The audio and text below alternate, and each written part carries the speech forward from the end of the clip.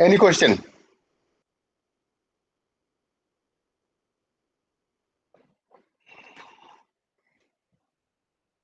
No question. Then এখন আমাদের controlling এর টাইম আছে। এতদিন আমরা করলাম হচ্ছে অর্গানাইজেশন রেডি করেছি, এরপর প্ল্যান করেছি, এস্টিমেশন করেছি, এরপর আমরা প্রজেক্ট অনগোয়িং প্রজেক্ট চলতেছে, টেস্টিং প্রজেক্ট, আমরা সেটা মনিটরিং করব আর কন্ট্রোল করব। So monitoring is called the status report. Monitoring is always status report. So আমরা হচ্ছে এই ভার্টিক্যাল বারে আছি এখন। এই ভার্টিক্যাল বারে আছি।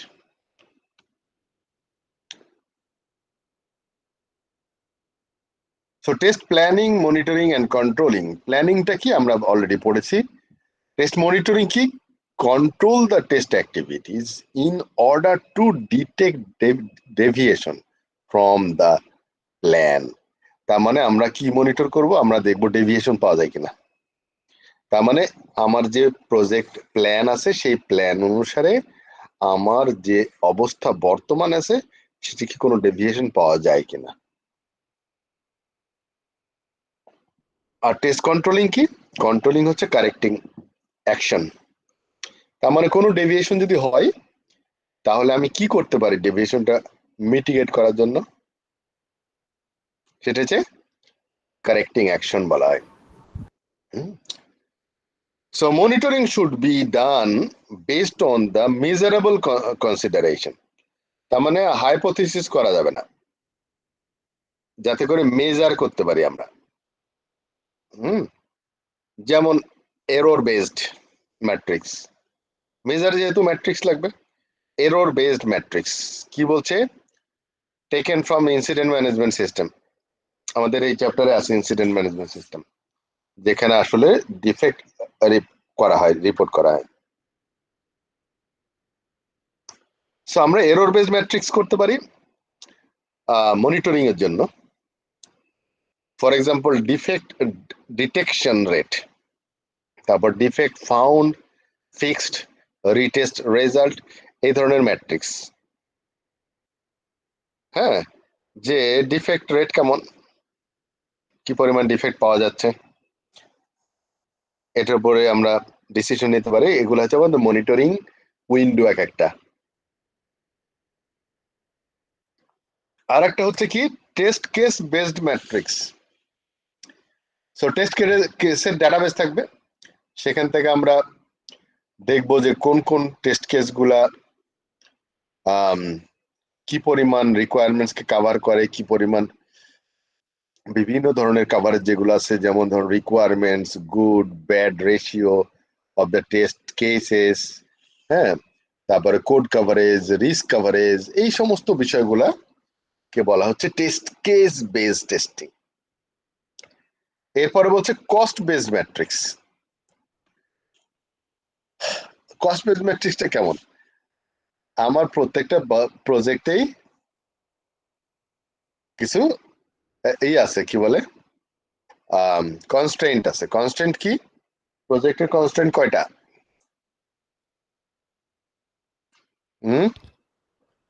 Time, budget. Time, budget and resource, এটা হচ্ছে কনস্ট্রেন্ট। কনস্ট্রেন্ট মানে কি? ফিক্স টাইপের। হ্যাঁ, বাধা, মানে যেটা আপনি অব্লিগেশনের মধ্যে পড়ে গেছেন, সেগুলো কনস্ট্রেন্ট। তার মানে হচ্ছে প্রজেক্টের তিনটা কনস্ট্রেন্ট, মানে তিনটা পরিবর্তনযোগ্য না, রিজিড। আমার টাইম এর মধ্যেই করতে হবে, এই বাজেটেই করতে হবে, হ্যাঁ, যে রিসোর্স আছে সেই রিসোর্স দিয়েই করতে হবে। সো কস্ট বেস ম্যাট্রিক্স হচ্ছে আমার যে ইনভেস্টমেন্ট আছে, যে টাকা এ পর্যন্ত কত টাকা খরচ হয়েছে, কত টাকা বাকি আছে এখন।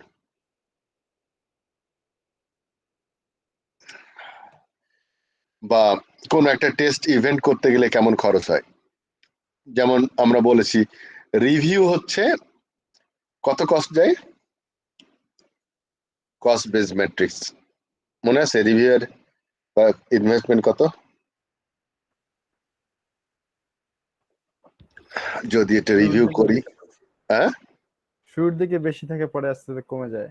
না, বলা ছিল 10 to 15% অফ ওভারঅল বাজেট, মনে আছে? স্যার মনে পড়ছে।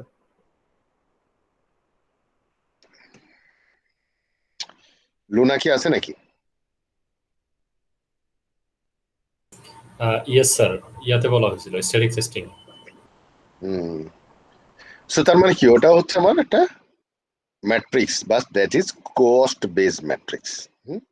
তো ওরকম আমরা যদি দেখি যে আমার তো টাকা শেষ হয়ে যাচ্ছে, তাহলে আমার যদি এটা মনিটরিং না করি তাহলে তো শেষে গিয়ে দেখবেন যে না খেয়ে মরতে হবে।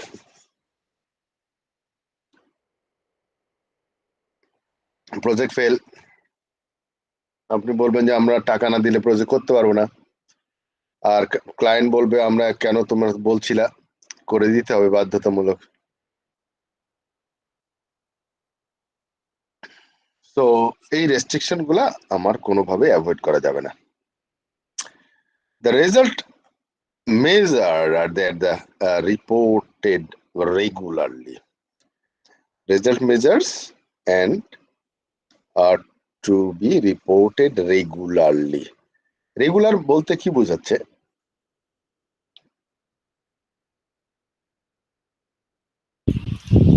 উইদিন এ টাইম বাউন্ডারি, মানে এটা কুড বি মান্থলি হতে পারে, কোয়ার্টারলি হতে পারে, বাট ইভেন্টলি হওয়া উচিত।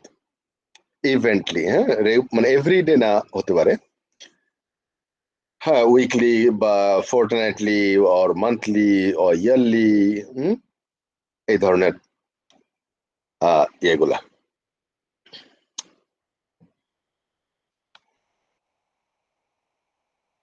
দেন স্ট্যাটাস রিপোর্ট, এটার এগুলার পরে কিন্তু কোয়েশ্চেন খুবই আসে, প্যাচ লাগায় নাই এখানে। স্ট্যাটাস রিপোর্ট বলতে কি বোঝাচ্ছে? আমরা যে ডিফেক্ট রিপোর্ট করি সেই রিপোর্টটাকে স্ট্যাটাস, সেইগুলোর পরে কম্পাইল করে আমরা একটা যে রিপোর্ট বানানো হয় এর প্রজেক্ট কি বলে টেস্ট ম্যানেজারের পক্ষ থেকে, বেসিক্যালি টেস্ট ম্যানেজারই বানায়, কোম্পানি ম্যানেজমেন্টকে জানানোর জন্য কি কি থাকে আসলে। Information about the test activities is consolidated for test reporting. Then sample of the content of the status report, এখানে কিছু এই যে IEEE স্ট্যান্ডার্ডের কন্টেন্ট রিপোর্ট বলে দিচ্ছে স্ট্যাটাস রিপোর্ট, এরকম test objects or test objects, তার মানে কি করছি আমি সেটা আমার রিপোর্টে থাকা লাগবে, যে আমি এখন এই টেস্টটা অমুকটার জন্য করেছি। এরপর হচ্ছে টেস্ট লেভেলস, টেস্ট সাইকেল, ও সরি আমার কফি পড়ে গেছে বিছানায়। চল 1 মিনিট, ভাগ্য ভালো যে কম্পিউটার উপর পড়ে নাই।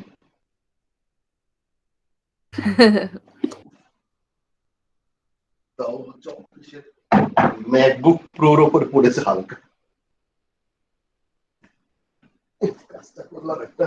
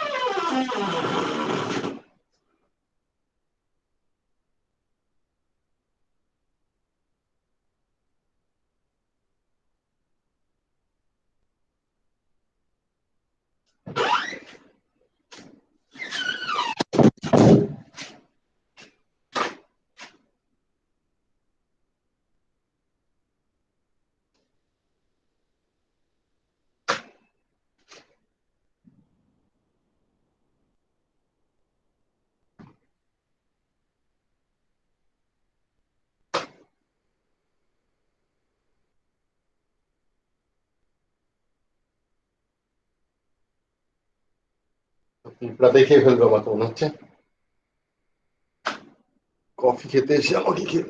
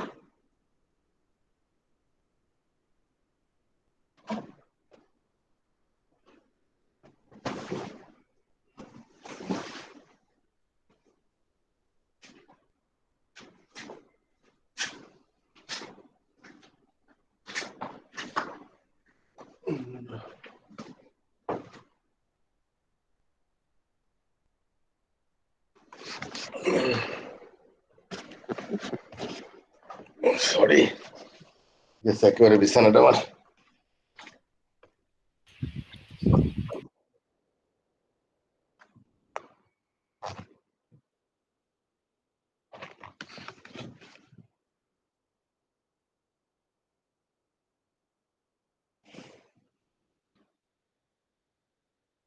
কোথায় গেলাম মানে?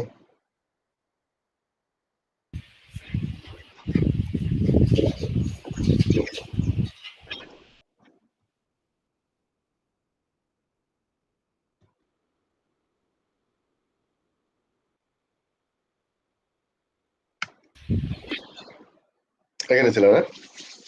জি স্যার।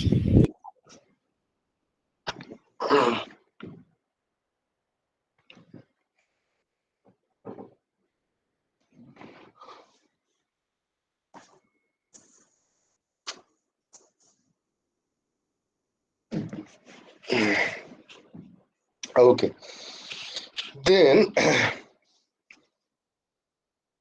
কি কি থাকা লাগবে? টেস্ট অবজেক্টস, তারপর test levels, test cycles, reporting period. তার মানে হচ্ছে একটা নির্দিষ্ট রিপোর্টিং পিরিয়ড থাকা লাগবে, একটা ইন্টারভ্যাল পর পর যেন আমরা রিপোর্ট করি। Depends on the culture. কোনো কোনো সময় দেখা যায় যে একটা স্প্রিন্টের পর রিপোর্টিং করতে হয়, কোনো কোনো ক্লায়েন্ট আছে দেখবেন রেগুলার রিপোর্ট করতে বলবে প্রোগ্রেস দেখার জন্য। সো যারা রেগুলার রিপোর্ট করতে বলে তাদের জন্য অটোমেশন ছাড়া কোনো রাস্তা নাই। So test progress using matrix, যেমন number of documented defects, number of test case executed. Sample example দিচ্ছি, এমন না যে ইটস লিমিটেড টু, হ্যাঁ, huge variety of dimension data থাকতে পারে এইসব রিপোর্টে। তারপর রিসোর্স ইউজড, তারপরে হচ্ছে বাজেট স্পেন্ট, ওই যে আগে আমরা দেখলাম না বাজেটের উপর monitoring. Milestone reached, that is acceptance of test objects on a particular test levels, যে আমরা কতদূর পর্যন্ত মাইলস্টোন রিচ করেছি, আমরা কতটুকু বাকি আছে পথ। তারপর ডিফেক্টেড রিপোর্ট, যেমন number of defects uncovered, number of defects corrected, হ্যাঁ, number of retest, frequency of কি বলে রিপিটেটিভ সেম টেস্ট হতে পারে। A different dimension of matrix নিয়ে আমরা আসলে স্ট্যাটাস রিপোর্ট করতে পারি এটা। তারপর risk assessment, the current status of the risk assessment, এ পর্যন্ত কতগুলা রিস্ক আমরা শুরুতে বলেছিলাম, তার মধ্যে কতগুলা রিস্ক মিনিমাইজ হয়েছে আর কতগুলা রিস্ক এখনো পেন্ডিং আছে, ইভেন নতুন কোনো রিস্ক ফ্যামিলিতে অ্যাড হয়েছে কিনা, আবার কোনো রিস্ক ডিসঅ্যাপিয়ার হয়ে গেছে কিনা। রিস্ক মনে হয়েছিল কিন্তু এখন দেখা যাচ্ছে ওটা রিস্ক না। যেমন একটা রিস্ক হিসাবে চিন্তা করা যায় যে আমার ভেন্ডর যদি টাইমলি যদি ডেলিভারি না করে টুলস, তাহলে আমাদের প্রজেক্ট হ্যাম্পার হতে পারে। So that was A risk, কিন্তু ভেন্ডর টাইমলি দিয়ে দিছে, তাহলে রিস্ক থাকলো না ওটা। ওরকম ফোরকাস্ট বলছে যে activities plan for the next period, তার মানে আমার স্ট্যাটাস রিপোর্টের মধ্যে থাকতে হবে যে আমরা এই পর্যন্ত এত দূর করেছি, মানে বিষয়টা হচ্ছে পর্যালোচনামূলক রিপোর্ট। হ্যাঁ, যে আমার এই স্ট্যাটাস রিপোর্টে আমরা কি কি করেছি ডিটেল আমরা বললাম ম্যাট্রিক্স টেস্ট দিয়ে, এবং ভবিষ্যতে আমরা নেক্সট সাইকেলে কি করতে যাচ্ছি। রিপোর্ট লেখার সময় বলে দেয় যে আলহামদুলিল্লাহ, আল্লাহ যতটুকু তৌফিক দিয়েছে আমরা এই পর্যন্ত করতে পেরেছি, সামনের থেকে আরো ভালো করব আমরা। বুঝতে পেরেছেন? অ্যান্ড জেনারেল ইভ্যালুয়েশন স্ট্যাটাস, যেমন ট্রাফিক লাইট মানে কি, ট্রাফিক লাইট আসলে কি থেকে না? কে বলতে পারবে?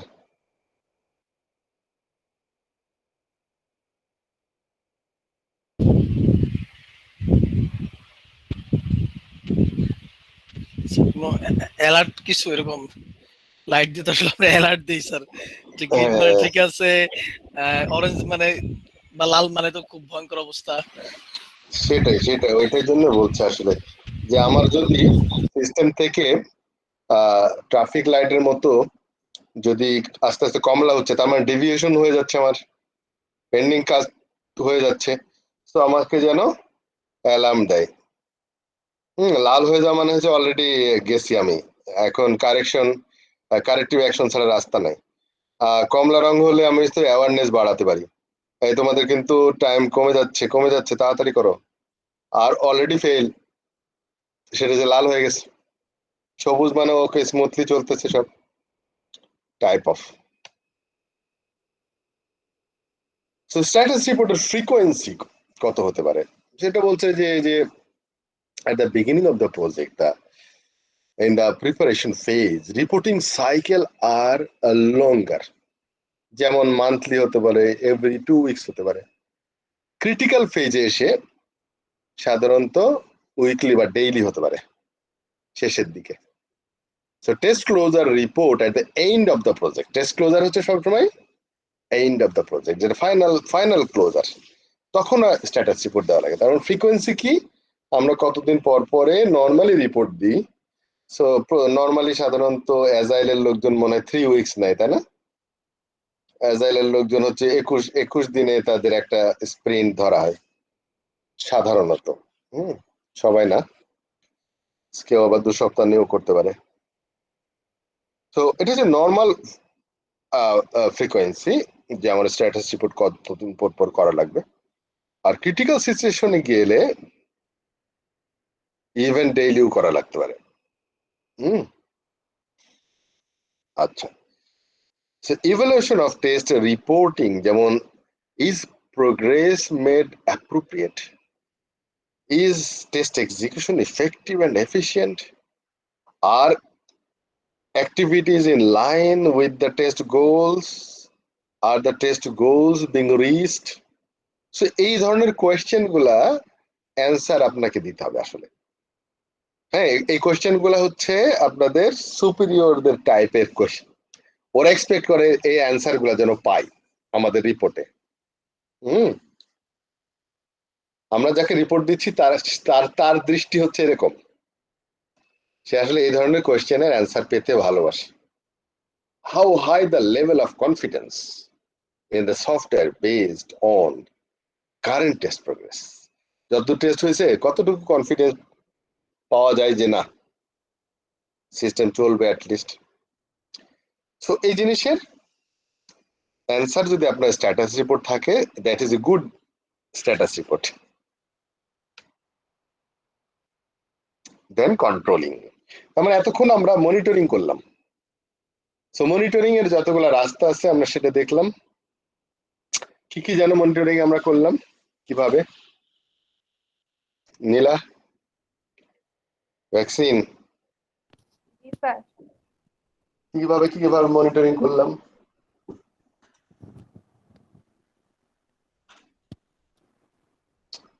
মনিটরিং করার জন্য যে দৃষ্টিকোণ গুলা কি কি ছিল?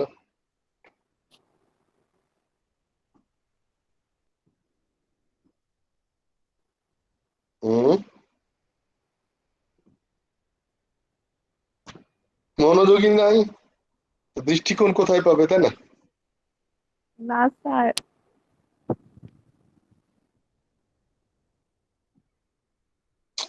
না, বিছানাটা এমন ভাবে ভিজছে আমার যে আজকে সাইডেও ঘুমাইতে পারবো না। স্যার ওখানে আয়রন দিয়ে রাখতে পারেন, এটা টেকনিক। কিন্তু আমার বেডের ইয়েটা হচ্ছে সিনথেটিক, মানে বেডের যে ম্যাট্রেসটা, তখন উপরে দেখা একটা যাবে যে- কাপড় দেন। হ্যাঁ, না ওই পাশের রুমে ঘুমাইতে হবে আর কি আজকে। আমার তো কেউ নাই, আমি একা এ রুমে যেখানে রুমে ঘুমাইতে পারি, অসুবিধা নেই। তাহলে এতক্ষণ আমরা যেটা করলাম সেটা হচ্ছে মনিটরিং করলাম। মনিটরিং এর জন্য অনেকগুলো আমরা উইন্ডো খুলেছি, যেমন বিভিন্ন ম্যাট্রিক্স বেসড, তাই না? প্রথমটা ছিল কি যেন, এরর বেসড ম্যাট্রিক্স। হ্যাঁ, তারপরে কি ছিল যেন, এবার নীলা পারবে মনে হয়, না?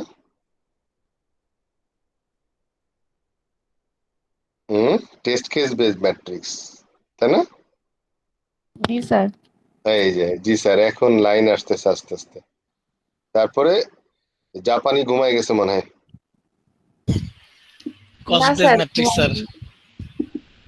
জাপানে তো হচ্ছে আমরা 2 দিন ধরে ক্লাস করে, শুরু হয় একদিন আর একদিনে কি শেষ হয়, তাই না?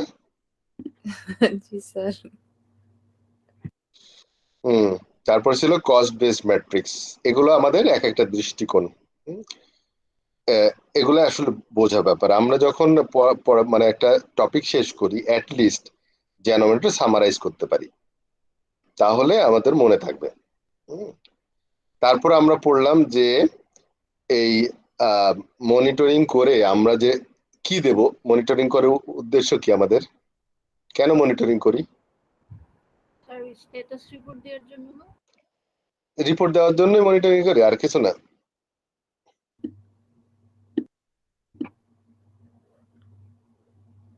স্যার আমাদের গোলের জন্য স্যার, কোয়ালিটি প্রোডাক্ট। সেটা তো আমরা স্ট্যাটাস রিপোর্ট দিই ডেভিয়েশন, মানে মানে মনিটরিং করি কোন প্ল্যান থেকে ডেভিয়েট করছে কিনা এটা দেখার জন্য। যদি ডেভিয়েট করে তাহলে আমরা কি করব?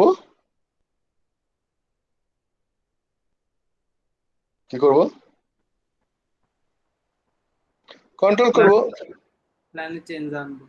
কন্ট্রোল করব, সেটাকে বলে কন্ট্রোলিং। হ্যাঁ, আচ্ছা, মাঝখান থেকে আমরা মনিটরিং এর সাথে একটা জিনিস বাড়তি পড়েছি, সেটা হলো আমরা স্ট্যাটাস রিপোর্ট দেব। কাকে দেব? আমরা রিপোর্টিং করার জন্য আমাদের বসদেরকে, তাই না? এটা তাদেরকে দেওয়ার জন্য এই মনিটরিং থেকেই আউটপুটটা আসবে। আচ্ছা, এই ছিল হচ্ছে আমাদের মনিটরিং। এখন আমরা যাই হলো কন্ট্রোলিং। কত ভাবে কন্ট্রোল করা যায়। So test controlling is a management task, and correcting measures as response to the deviation from the plan. তার মানে কারেক্টিং মানে হচ্ছে যখনই প্ল্যান থেকে ডেভিয়েট করে, তার মানে তার জন্য আমরা রেসপন্স করছি। যখনই ডেভিয়েট করে আমরা কিছু একটা করি। সেটাকে বলা হয় correcting measures. Test controlling appropriate all measures that are undertaken during testing, যেমন adjustment of the plan and test activities and where needed initiating new plan cycle of the project। তার মানে আমরা কি প্ল্যান অ্যাডজাস্ট করাও একটা control mechanism. তার মানে বোঝা গেল যে যদি আমার ডেভিয়েশন হয়ে যায় কোনো কারণে, তাহলে আমাকে সেটাকে অ্যাডজাস্ট করতে হবে। অ্যাডজাস্টে কি হতে পারে, প্ল্যান চেঞ্জ করতে হতে পারে, অথবা সেম প্ল্যানের টাইমের ভিতরে আমরা হয়তো রিসোর্স অ্যালোকেশন করতে পারি, রিঅর্গানাইজ করতে পারি, বিভিন্ন ধরনের অ্যাকশন প্ল্যান করতে পারি। দেন টেস্ট ক্লোজ আর ইভ্যালুয়েশন, যেমন ক্লোজ করার সময় যে test exit criteria are also recorded with the test progress matrix. তাহলে আমরা যখন টেস্ট ক্লোজার করব তখন আমরা দেখব যে এক্সিট ক্রাইটেরিয়া ফুলফিল করছে কিনা ঠিক মতো, এবং কতগুলা কি টেস্ট প্রোগ্রেস ম্যাট্রিক্সটা আসলে কেমন। and test exit criteria that were reached are documented in the test report for approval। যে আমরা এই যে এক্সিট ক্রাইটেরিয়া বললে তো হলো না, আমাকে একটা রিপোর্ট লিখতে হবে, দেখেন আমি কিন্তু এই এক্সিট ক্রাইটেরিয়া ফুলফিল করেছি এইভাবে, সেইটা রিপোর্ট দেওয়ার পরে ওটাকে অ্যাপ্রুভাল নিতে দেবো আমি যে এক্সিট হলো কিনা। যদি অ্যাপ্রুভ না করে তাহলে আমাকে টেস্ট চালিয়ে যেতে হবে।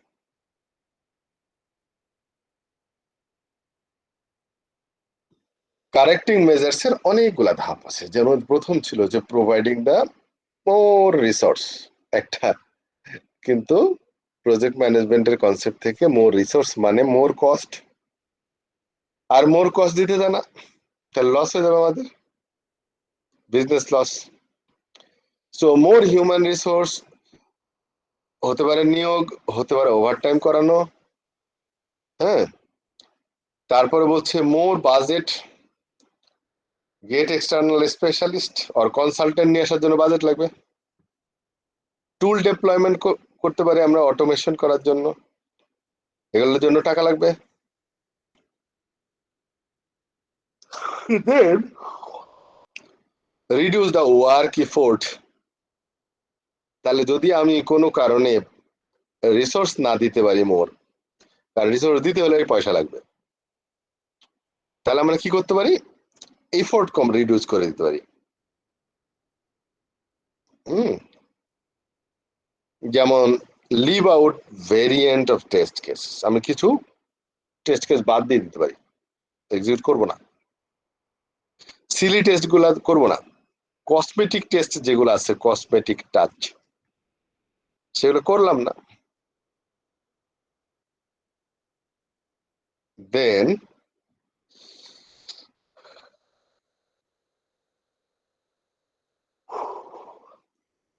বলছে টেস্ট কন্ট্রোলিং মেজার্স আর reported in form the project management customer about the change risk of product deployment। So আমরা কন্ট্রোলিং এর একটা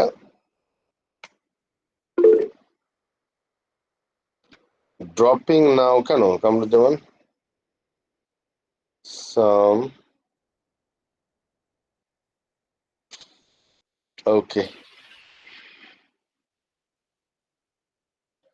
রাতেও কাজ করা লাগে না অফিসের,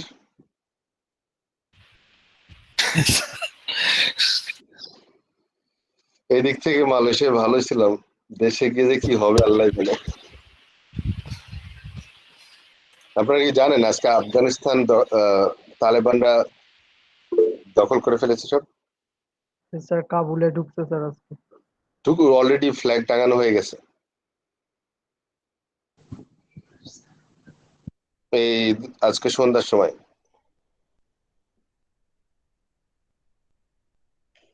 জি স্যার নেটে দেখলাম কাবুল এখনো দখল করতে পারেন নাই, কিন্তু হয়ে গেছে। ছেড়ে দিছে, হ্যাঁ প্রেসিডেন্ট হলো ক্ষমতা ছেড়ে দিছে, তো তার মানে কি আর দখল করা কি থাকলো বাকি?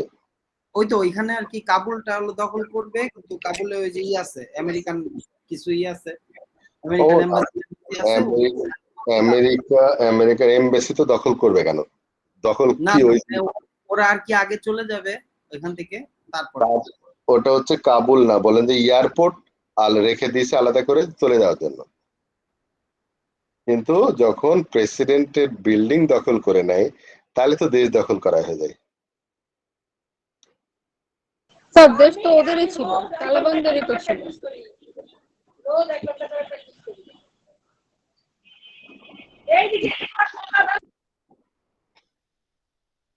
তালেবানদের তো ছিল সব সময়, আগেও ছিল। ব্যাপারটা হচ্ছে তালেবানরা একটা দল, অনেক দলই আছে, কিন্তু তালেবানরা হচ্ছে যেহেতু তাদেরকে জঙ্গি নামে পরিচিত, এই জন্য সারা ওয়ার্ল্ডে তাদের উপর একটা নেগেটিভ একটা আছে, প্রভাব আছে।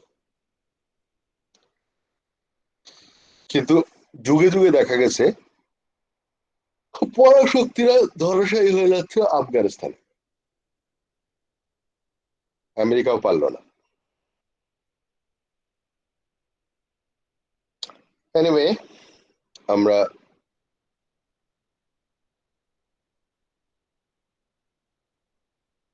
নেক্সট এপিসোডে যাই।